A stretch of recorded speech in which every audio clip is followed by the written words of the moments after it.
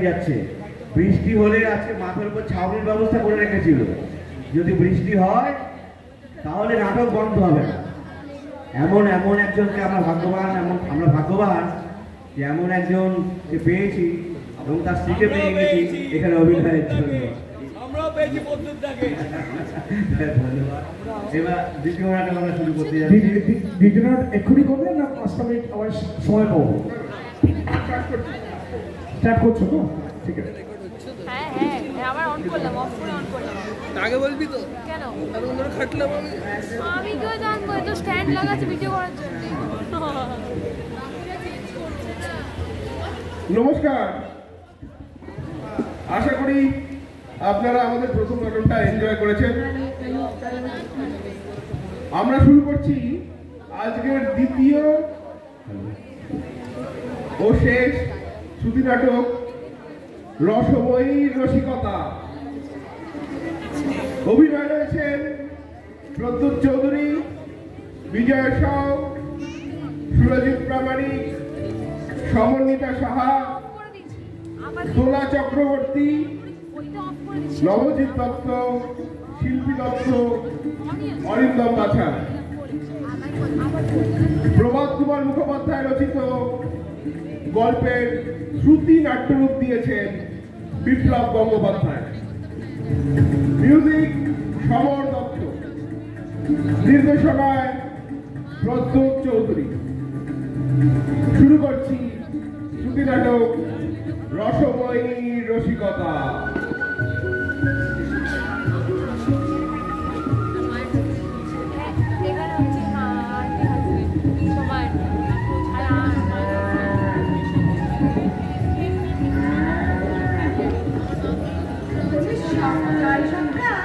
চোখটা মেলার পর শীতের রোদের আমেজ নিতে হুকোটা নিয়ে সেই যে রোদে বসেছ, মোড়ারটির নাম নেই। বলি বাজার না আনলে কি আমি সবজি হবো? যদি এখন হাটে না যাও তো বলে রাখছি সারা দুপুর খেতে পারবে না। আরে বাবা, যাচ্ছি সকাল থেকেই পান থেকে চুল বসলে একেবারে কুরুক্ষেত্রে বাজাচ্ছ। কে যে তোমার নাম রসময়ী রেখেছিল বলি হাই তাহার প্রতিভা। অবশ্য রস তো অনেকগুলি আছে কিনা, এক্ষেত্রে রৌদ্র রস, খালি তাকায় চালিয়ে দেয়। তা তো বলবে, কাজের কথা বলছি কিনা? সারাদিনই তো বসে বসে হুকলি কোটে মুখতারি করে মক্কেলদের মাথায় কাঁটাল ভেঙে কাঁচা পয়সা রোজগার করছে। বুঝি না বাবা, এত আলসিনি আসে কোথেকে? আমার তো কাটতে কাটতে গায়ে জল ধরে গেল। 30 বছরের জীবনে কোনো সাদাল্লাভ করিনি, শুধু সংসারের জল টেনে গেলাম। বিয়ের আগে বাপের ঘরে, আর এখন তোমার ঘরে। কি বললে? আমি মক্কেলদের মাথায় কাঁটাল ভেঙে রোজগার করি? আমি বিয়ে না করলে কোথায় থাকতো তোমার এই তলাবাজি? আমি উদ্ধার করেছিলাম বলে। রাখো, আমি ছিলেন বলে তোমার এই গায়ের ভাঙা ঘর থেকে শহরের মধ্যে বাড়ি বানাতে পেরেছ। না হলে তো তোমার ওই ধ্যাত্তের গোবিন্দপুর থেকে যাতায়াত করতে হতো। বেশি গলার জল দেখতেও না। আমি বলে তোমাকে নিয়ে আছি, এতদিন বিয়ে হয়ে গেল, একখানে তো পেটে ধরতে পারলে না। কত আশা ছিল এই বাড়িতে ছোট ছোট ছানাপুরারা সব ঘুরে খেলে বেড়াবে। না, সারাদিন এনে সংসার করছেন, বুঝতে পিন্ডি করছে। কি বললে তুমি? দেখো, ওইসব নাকি কান্না খেতে লাভ নেই। অনেকদিন হলেও আমার মাসি পিসিরা আমাকে বিয়ে করার জন্য বলছে, আমি বলে চুপ করে রয়েছি। অন্যকে হলে বুঝেছি, আমাকে আর তোমার ভালো লাগছে না। আমি আজই বাপের বাড়ি চলে যাবো। যাও না, যাও, আজই যাও। আমার বয়ে গেছে। আমি প্রতিজ্ঞা করলাম আমিও তোমার মুখ দর্শন করবো না। আর মাসখানেকের মধ্যে তোমার থেকে ভালো বউ নিয়ে আসবো। যাও যাও যাও, আজই বিদায় হোক। এই ক্ষেত্রে 7,000 টাকা দেখো। এই মাগি যতক্ষণ বাড়িতে থাকবে আমি বাড়ি ফিরবো না।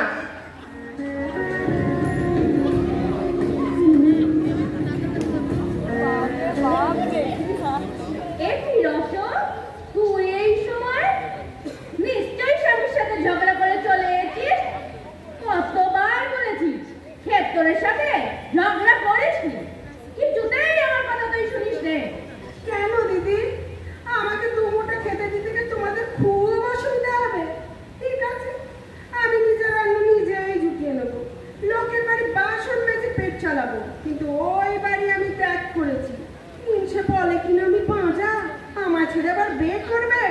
বিয়ে করাচ্ছি, মুড়ো চলে দেবো মুখে। এই জন্যই তোর এত অশান্তি। কতবার বলেছি মুখটা একটু শান্ত রাখ। পুরুষ মানুষ একটু আধটু রাগ তো দেখাতেই পারে। কত ভালো ছেলে বলতো সে, তোর নেশা ভাঙ করে না। তোকে না হয় একটু মুখ শুনিয়েছে, তাহলে তুই ঘর ছেড়ে চলে আসবে? বুঝেছি, তোমরা সবাই ওই মিলছের পক্ষে, আমার দিকে তোমাদের কারো নজর নাই। কে বলেছে নজর নাই? তুই আমার একমাত্র ছোট বোন। আমি তো সেই কোন কালে বিকবা। ভাই দুটোরও তো তেমন কোনো গতি হলো না। ওসব কথা ছাড়, নে নে ঘরে আয়। কাপড় ছেড়ে নদীতে গিয়ে নে আয়, ভাত বেড়ে দিচ্ছি।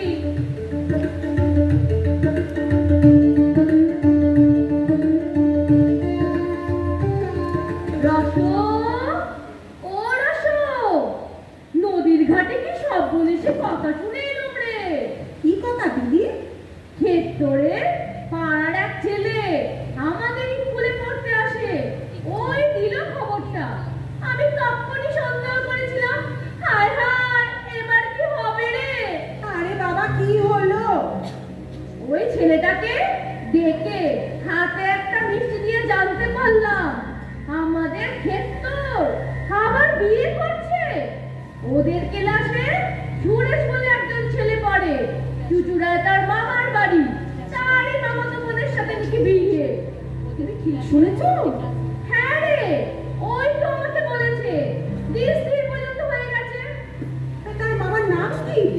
সেও বলেছে ওনার নাম হরিশচন্দ্র চ্যাটার্জি, জজ আদালতে কর্ম করেন। আমি ওকে বললাম তাদের বাড়ি তুমি চেনো বাবা? ছেলেটা বলল সে চেনে। ওর বন্ধু সুরেশের সাথে কতবার তাকে গিয়েছে। দেখতে শুনতে দেখি বেশ ভালো। বয়সটা কি 13-14 হবে। ও দিদি, এইবার আবার কি হবে? আমি জানি না, সে করে হবে বিয়ে আটকাও। এই বিয়ে হলে আমি কিন্তু আত্মহত্যা করবো বলে দিলাম। এই দাঁড়া, আমি ছেলেটাকে বলেছি ওদের বাড়ি আমাদের নিয়ে যেতে। ও রাজি হয়েছে? এমনি কি আর ছেলে রাজি হয়? বললাম মেয়ে পক্ষকে একবার মিনতি করে কোলে করে দেখি। বিয়ে হলে আমার বোনটারও সুখ হবে না, তার মেয়েও জলে পড়বে। ও ছোড়া তাতেও মানে না, বলে স্কুল কামাই হবে যে। শেষে আমি বললাম একদিনের জন্য মাস্টারের কাছে ছুটি নিয়ে নাও, আমি বরং তোমায় একটি টাকা দেবো, ঘুড়ি না তাই এসব খেয়ে নিও। তারপর মানে রাজি হলো। কাল ওদের বাড়ি গিয়ে বিয়ের বিষে করে ছেড়ে দিয়ে আসবো। শোন রসো, বলছি না মাথা গরম করবি না, আমাকে ভাবতে দে কি করা যায়। চল আগে খেয়ে নি, তারপর বসে আলোচনা করবো।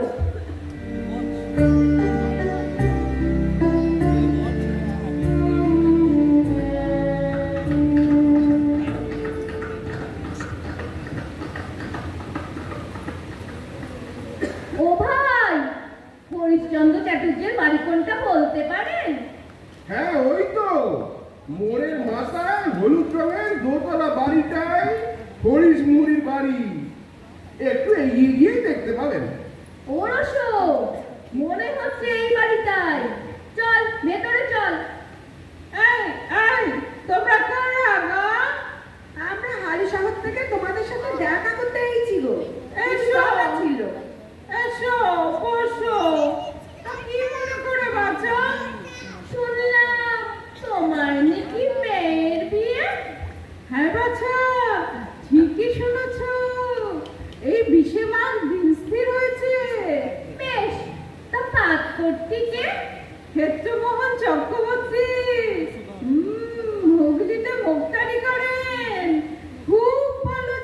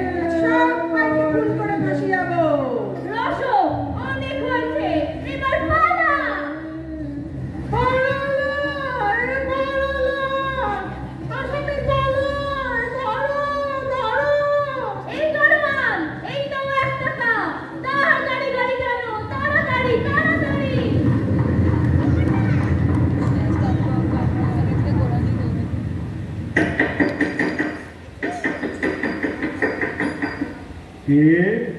আমি। আরে আপনি? আসুন আসুন।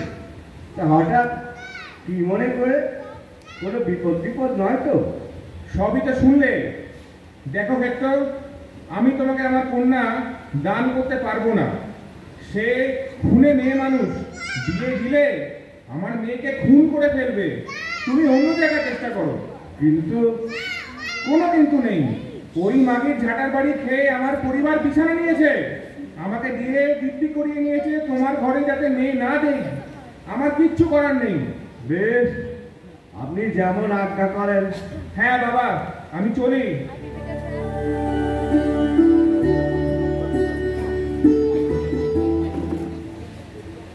কে? ও তুমি? তা কি মনে করে ফিরে এলে? ভয় নেই, ঘর করতে আসেনি, এসেছে একটু সাথের জোগাড় করতে। তা সাধ্যটা কার? হরিশ চাটুর্যের মেয়ের আর মেয়ের মায়ের। তাহলে দুটো সাধ্য বলো, সঙ্গে সঙ্গে নিজেরটাও সেরে নিলে হয় না? অত তাড়াতাড়ি সেইটি হবে না। বুড়ো বয়সে বিয়ে করছো নাকি শুনলাম? করছি তো। করবো না কেন? তোমার ভয়ে নাকি? হ্যাঁ, বেশ পারো না, ওরা একবার মজাটা দেখা করি না। কি কি কি করবে তুমি? এই এমন কিছু না, আঁশবুটি দিয়ে সে মেয়ের নাকটা কেটে দেবো, আর বুকে একখানা 10 মনে পাথর আর চাপাবো। তোমার নাকটা কানটা কেউ যদি কেটে দেয়? এসো না, কাটো না। তুমি একবার চেষ্টা করে দেখো না। এই তোমার সামনে মুখ বাড়ালাম, সাহস থাকে তো কেটে রাখাও। ওহ, আমি ছুঁচো মেরে হাত বন্ধ করি। শোনো, তাহলে আঁশবুটিতে সাঙ্গিয়ে রাখি গে। সম্বন্ধ পাকা হলে খবরটি দিও। চুপি চুপি যাবো, আবার শুভকর্মটি সেরে ফেলো না। তুমি না বললে আর বিয়ে করছি নে। মরবে কবে বলো তো? আমার হাত দিল তো। আমি মরবো কবে জিজ্ঞাসা করছো? রশি বামনি এক্ষুনি মরছে না, তার এখন অনেক দেরি, বিস্তার বিলম্ব। তোমার বিয়ে করবার বয়স যাবে, বুড়ো তুত্তুড়ে হবে, কোমরের জোর কমে যাবে, আর কেউ তোমার মেয়ে দিতে রাজি হবে না। তখন আমি মরবো। তবে ওই কথাই রইলো। এখন তবে আসি। দিদি ও পাড়ায় তার জায়ের বাড়ি গিয়েছিল। ভাবলাম তার সাথে এসে তোমার সাথে দুটো মনের কথা কয়ে যাই। আমার কথাটা মনে রেখো, না হলে কিন্তু সমূহ বিপদ। আজ আসি।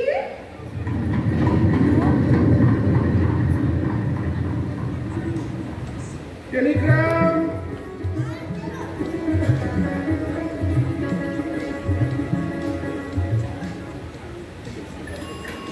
টেলিগ্রাম।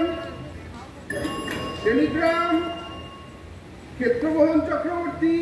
টেলিগ্রাম? আবার কার কি হলো? এটা তো রসময়ীর বিনোদিনীর টেলিগ্রাম। ও দিদি লিখেছে। হ্যাঁ, কি লিখেছে দেখি?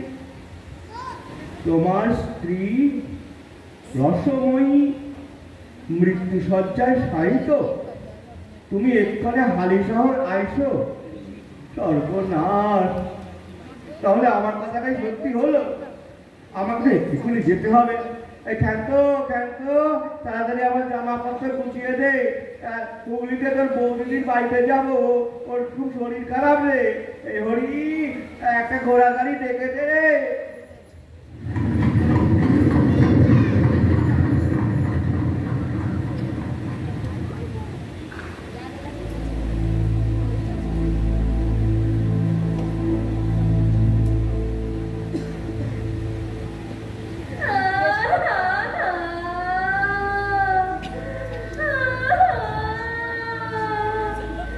এসো ক্ষেত্র, এসো।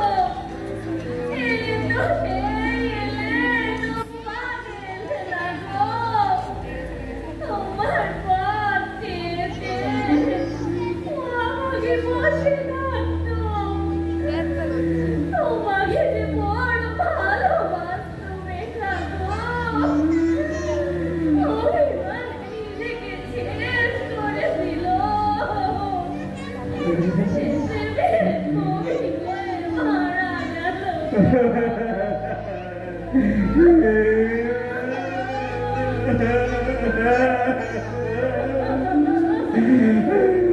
আমি ওকে ভালোবাসতাম, মুখে প্রকাশ করতে পারি। কতবার ফিরে আসি, কিন্তু ভয়ে আসতে পারিনি। ওই আমাকে ছেড়ে চলে গেল। চলো ক্ষেত্র, চলো শেষ কাজ। তোমাকেই করতে হবে গো। যাও ক্ষেত্র, যাও। কি আর করা যাবে? তোমার আমার বীর উদ্যোগের কথা শুনেও বেচারা চলে গেল।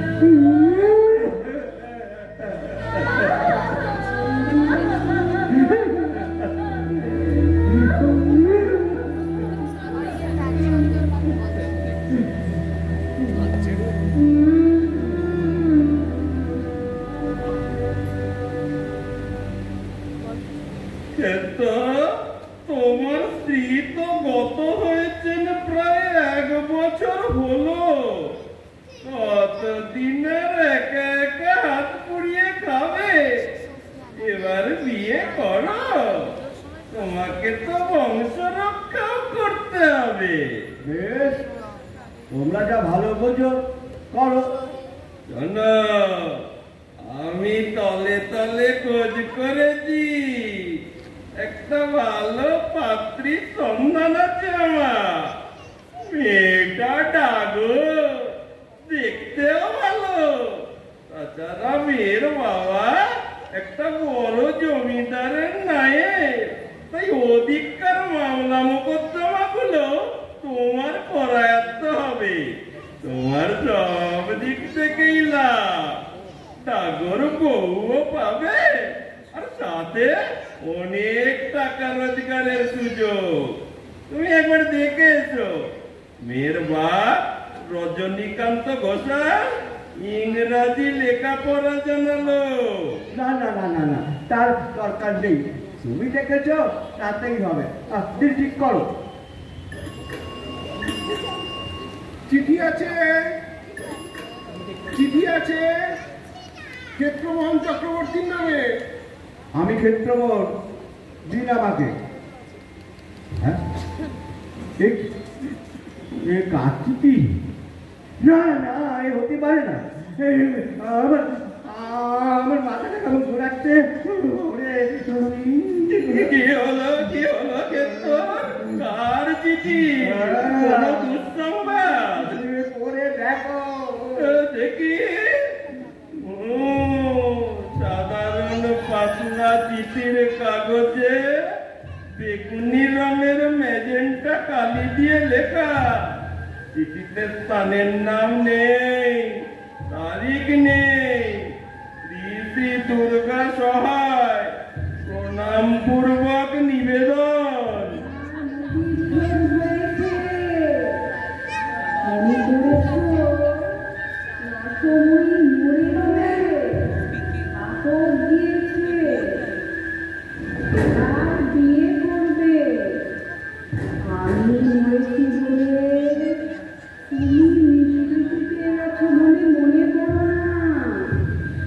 বাড়ির সম্মুখে যে বড় বটগাছটা আছে, তাতেই আমি আজকাল বাস করছি।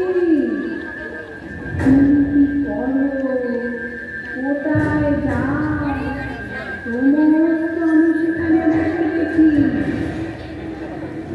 রাত্রিরে গাছ থেকে নেমে মাঝে মাঝে তোমার শোয়ার ঘরে যায়, তোমার কাটে চারদিকে ঘুরে বেড়ায়। একবার ইচ্ছে করে গলাটা টিপে দিয়ে তোমাকেও আমার সঙ্গী করি। আমার এখানে বড্ড একলা বোধ হয়। আমার ছেলেরা এখন খারাপ হয়ে গিয়েছে। আমার গায়ে মাংস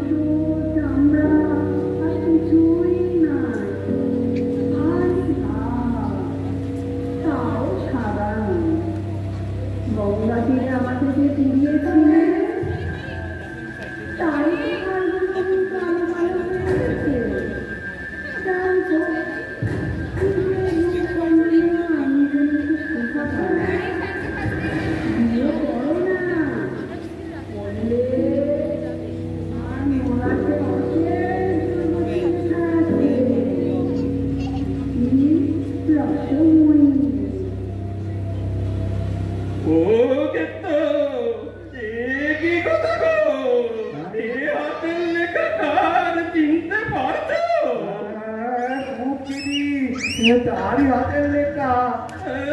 কেউ তার লেখা জাল করেনি তো? না না পুরো বললায় আমার তো মনে হয় না আমি ওর হাতের লেখা চিনি। এটা রসময়ীর হাতের লেখা। জয় রাম জয় রাম জয় রাম রাম রাম রাম। দেখি তো পুরো উঠে কখনো চিঠি লেখে? ভূত বলতে নেই, ভূত বলতে নেই, উপদেবতা বলো জয় রাম রাঘবচন্দ্র। দেখো ক্ষেত্রকারুর পদমাইছি নয় তো? অনেক রকম ভৌতিক উপদ্রবের কথা শুনেছি বটে, কিন্তু এরকমটা কখনো তো শোনা যায়নি। আচ্ছা, বৌমার হাতের লেখা আগেকার চিঠিপত্র কিছু আছে কি? লেখাটা তো মিলিয়ে দেখলেই হয়। তার দরকার নেই পুরো, ও লেখা আমার বিরক্ত চেনা। এক পয়সার ছয়খানা সাধারণ সাদা খা, তাতে একখানা 2 পয়সার টিকিট আটকানো, সবখানা তো হুগলি। কালকের তারিখ, আমার ব্যাপারটা ভালো লাগছে না। তোমার সামনের বট গাছটার দিকে নজর রেখো, কি জানি সে আবার কি অঘটন ঘটায়। বলো, কপাটের বাইরে এবং ভেতরের দেয়ালময় রাম নাম লিখে রেখো। আজ রাত থেকে আমি তোমার সাথে শোবো। বাড়িতে তলায় একখানি কীর্তিবাদী রামায়ণ রাখতে হবে, ঘরের সব আলো জেলে রাখতে হবে। রাম রাম রাম রাম রাম তাহলে কোথায় কি করা যায়? বিয়েটা কি বন্ধই করে দেবো? না ক্ষেত্র, আমি তো দরকার দেখছি নে। যদি কোনো উপদ্র অত্যাচার হয়? না, তাতেও ভয়ের কোনো কারণ দেখিনি। ওই যে লিখেছে ইচ্ছে করে তোমার গলাটা টিপে দিই। না না না না না, তা পারবে না।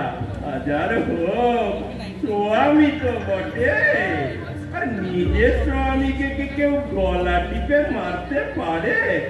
ওটা কথার কথা। আর যে বলেছে বিয়ে করো না, করলে তোমার অশেষ দুর্গতি হবে, সেটা তো মিথ্যে নয়। অশেষ দুর্গতি হবে তার মানে নাও হতে পারে যে আমি তোমার অশেষ দুর্গতি করব। মানে বোধহয় ওই যে বেশি বয়সে বিয়ে করলে যেসব সাংসারিক অশান্তি হয়, তাই তোমারও অদৃষ্টে ঘটবে, সেই জন্য মনে হয় সাবধান করে দিয়েছে। তবু মেয়ের বাড়ি যদি এই কথা শোনেন তাহলে তুমি এই বিয়ে নিশ্চিন্তে করতে পারো, আমি বলছি। তাছাড়া রজনী বাবু ইংরেজি জানালো, উনি এসব করতে বিশ্বাস করেন না বলেই শুনেছি। বেশ, আপনি যখন বলছেন কবে দিন ঠিক করছেন? শ্রীকান্ত পুরোহিত বলেছে 8ই ফাল্গুন, 5 দিন পর একটা তারিখ আছে। তারপর মাস দুয়েক কোনো তারিখ নেই। আমি তোমার সাথে কথা না বললেই ওই দিন স্থির করে ফেলেছি। মেয়ের বাড়ির কোনো আপত্তি নেই।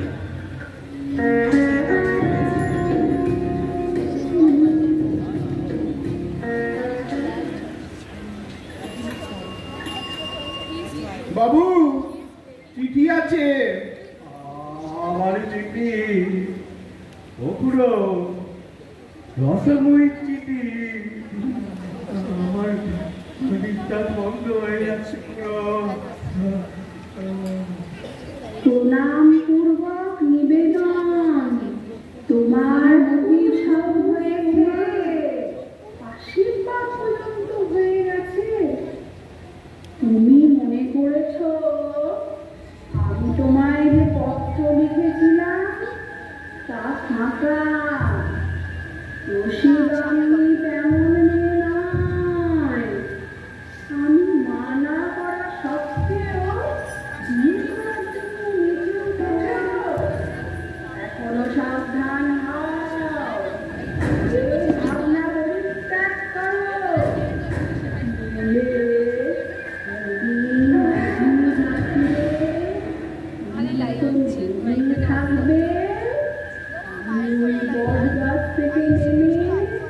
তোমার বুকে একখানা 10 মণি পাথর চাপিয়ে দেবো।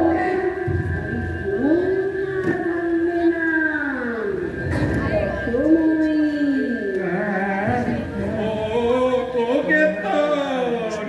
এবার কিন্তু আর ব্যাপারটা হেলাফেলা করা যাচ্ছে না। উনি তোমার স্ত্রী মারা যাওয়ার পর ঘাটে গিয়েছিলে, কি তার উপর দেহ রাখার পর তার মুখ দেখেছিলে? দেখিনি আবার, আমি নিজেই তো মুখাগ্নি করেছি। না পুরো, তুমি যা ভাবছো তার নয়, কোনো ভুল হয়নি। এবার পুরো মশাই আমার মনে খুব গাইছে। আমারও তাই মনে হচ্ছে। আমি বরং মনোজার সাথে কথা বলে আসি, দেখি কোন সুরাহা হয় কিনা। হ্যাঁ দেখো।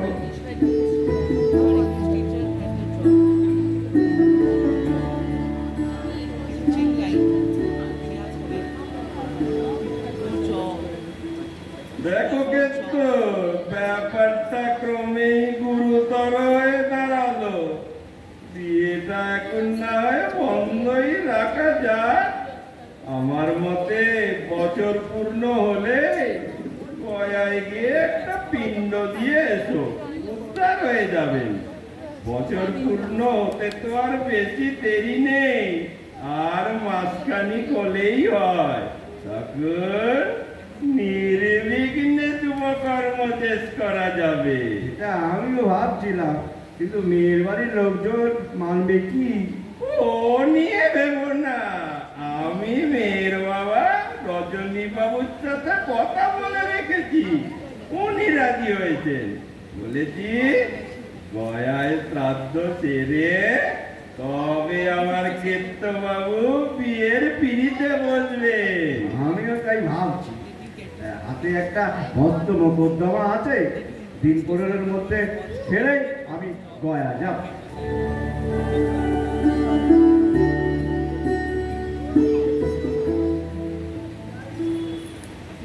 ও পুরো মশাই, চলুন কাল সকালে বেরিয়ে পড়ি, গয়ায় পিণ্ডটা দিয়ে আসি। তাড়াতাড়ি বেরিয়ে পড়ো, তোমার মকদ্দমার কাজ তো শেষ হয়েছে। হ্যাঁ হ্যাঁ হ্যাঁ, আমিও তাই ভাবছি। চিঠি আছে বাবু, চিঠি আছে। আবার চিঠি? বিয়ে তো বন্ধ করেছি, তবু কেন রসময়ী? আগে তো দেখো না কি লিখেছে। হ্যাঁ হ্যাঁ হ্যাঁ, এই যে পড়ি।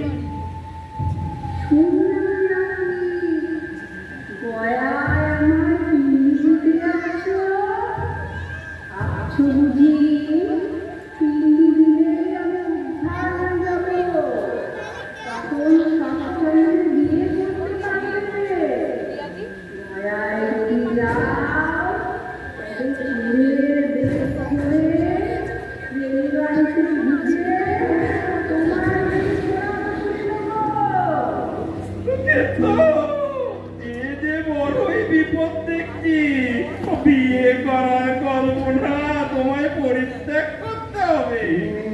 আমিও তাই ভাবছি। আচ্ছা ভাই বলুন তো, অশরীরী আত্মা মানুষের মুখে চুরি বসিয়ে দিতে পারে? কি জানি বাবু, এরকম কথা আগে কোনো দিন শুনিনি। তুমি বলছো তুমি হাতের লেখা চেনো, আমার সন্দেহ যাচ্ছে না। শোনো, আজকে হাটে শুনলাম কলকাতা থেকে হস্তলিপি বৈজ্ঞানিক আমাদের দায়রার মোকদ্দমায় সাক্ষী দিতে আসছেন। তাকে দিয়ে চিঠিগুলো একবার পরীক্ষা করালে হয় না? বেশ বেশ বেশ, জজ সাহেবকে দিয়ে ওনাকে বলিয়ে দেব। এখন যাই, মোকদ্দমার জন্য একবার ফেরেশতাতে যেতে হবে। উকিল বাবু কিছু চাবিটা করতে দিয়েছে।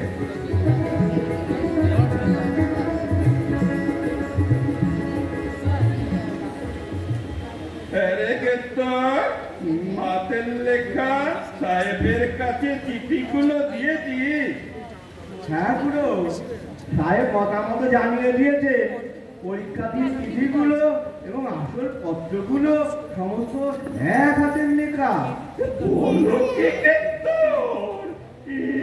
অলক্ষণের কথা না বাবু, তোমার আর বিয়ে করে কাজ নেই, জান বাঁচলে রাম নাম। আর শোনো, আমাকে আর এর মধ্যে বেশি জড়িও না। কে জানে বাবু, তোমার উপর রাগ বসত আমাকেও নাই উপরে পাঠিয়ে দেয়। রাম রাম রাম রাম। যাই, পুরোহিত মশাইয়ের কাছ থেকে একটু অধ্যয়ন করে আসি। Telegram, Telegram. ও মা, আবার কার টেলিগ্রাম? দেখি, এ তো দেখছি আমার শ্বশুর বাড়ি থেকে এসেছে। কি লিখেছে দেখি?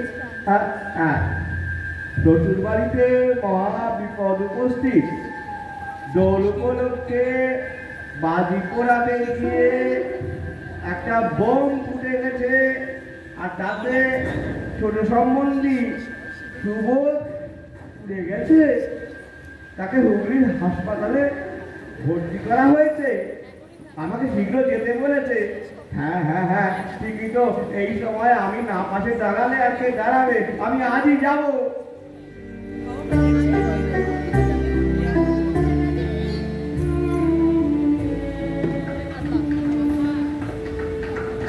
বেগুন পোড়া, বেগুনের মতন, এবার বলবে বেগুনের মতন।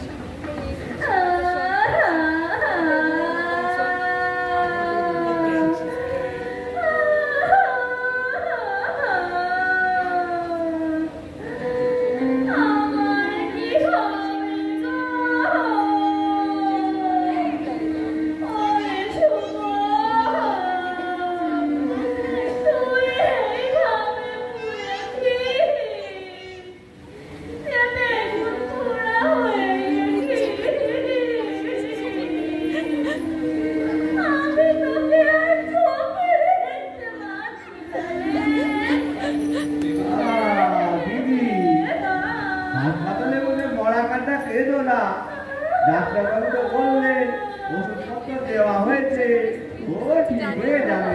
চলো চলো চলো, এবার বাড়ি চলো। শুধু ভাত মুখে দেবে। সেই সকালে এখানে এসো, মুখে কোনো দেখাটনি। আমি সুমনকে ছেড়ে কোথাও যেতে পারবো না। অবুঝ হয়ে না দিদি, ডাক্তার তো বলেছে আর কোনো ভয় নেই। বিপদ যা তা কেটে গেছে। এবার ওরা সেবা শুশ্রূষা করবে। আমার বাড়ি চলো দিদি। কাঁদছে না, ও বাড়ি আর ফিরতে পারবো না। সারাক্ষণ ওর কথা মনে হবে। তুমি আমার হালি শহরে নিয়ে চলো। রাতে সেখানে থেকে তারপরে আবার এখানেই আমায় তুমি পৌঁছে দিও কিন্তু। বেশ, তাই চলো।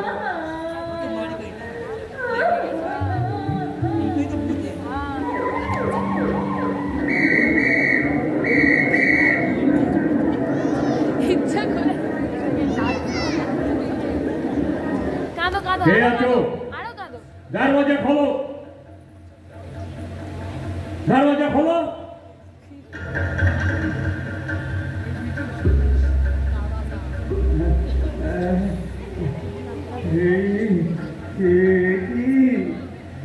পুলিশ সুপারিনটেন্ডেন্ট সাহেব, আপনি এত ফোর্স নিয়ে এই বাড়িতে? হ্যালো মুক্তিয়ার বাবু, তুমি এইখানে কি করিতেছে? হুজুর, এইটা আমার শ্বশুর বাড়ি। ইহা তোমার শ্বশুর বাড়ি আছে? উঠো, আমি তোমার শ্বশুর বাড়ি সার্চ করিব। খবর পাইয়াছি এখানে বোমা তৈরি হয়। হ্যাঁ, আমাদের ইহা সার্চ ওয়ারেন্ট আছে। বেশ হুজুর, আপনার যেমন ইচ্ছে। হুজুর মালিক যা ইচ্ছে করতে পারে। বাড়িতে কেউ নাই, শুধুমাত্র আমার বিধবা শালিকা আছে। সে ওই যে ওই উঠোনে বসে মালা জপ করছেন। এই এই যে বাইলো, তোমরা ঘরটা সার্চ করিয়া দেখো।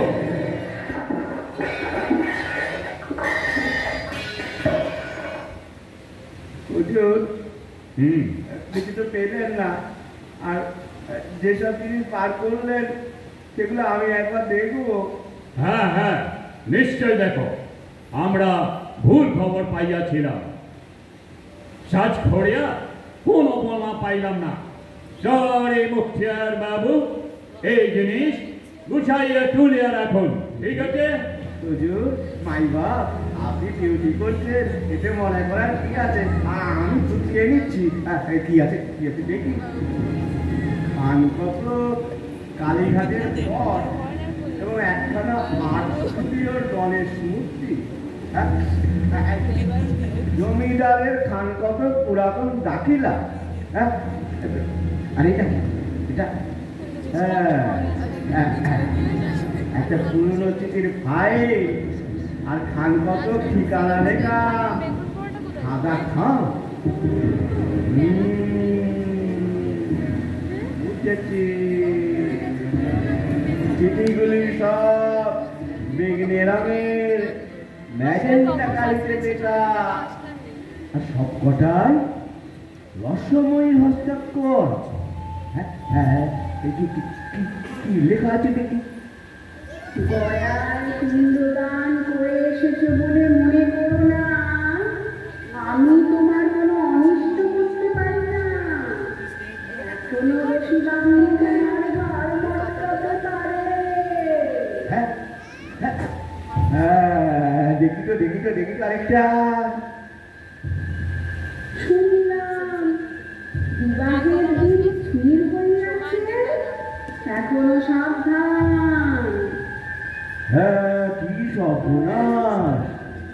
হ্যাঁ, এই চিঠিটা দেখি একবার। বলল তোমার বিবাহ, এত মানা করিলাম কিছুতেই শুনলে না। আচ্ছা, বাসর ঘরে আগুন লাগিয়ে তোমাকে আর তোমার বউকে পুড়িয়ে মারবো। হ্যাঁ, এসবের মানে কি দিদি? তাহলে আমাকে লেখা চিঠিগুলো সব কাকে পাঠিয়েছে? টেলিগ্রাম পাঠিয়েছে? এই তো সব আপনারই কম্ব। আগে থেকে রসমণিকে গিয়ে চিঠিগুলো লিখিয়ে রেখেছিলেন। হ্যাঁ দিদি, আমার বিরুদ্ধে এমন ষড়যন্ত্র কেন করতে গেলেন আপনারা? আমাকে এইরকম দুর্ভোগে ফেলে দিলেন। না দিদি, এই বিশ্বাস আমি করি না। আপনারই কম্ব।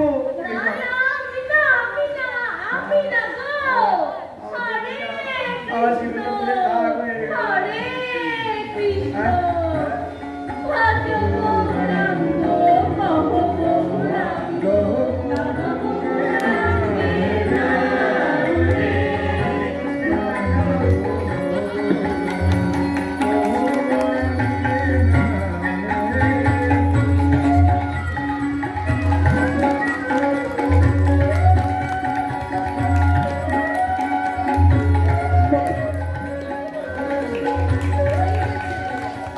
শেষ হলো আমাদের শেষ সুতি নাটক রসময়ীর রসিকতা। নাটকটা ভীষণ জমজমাট, কথা হবে না। কি ছিল না রিল, ফেসবুক,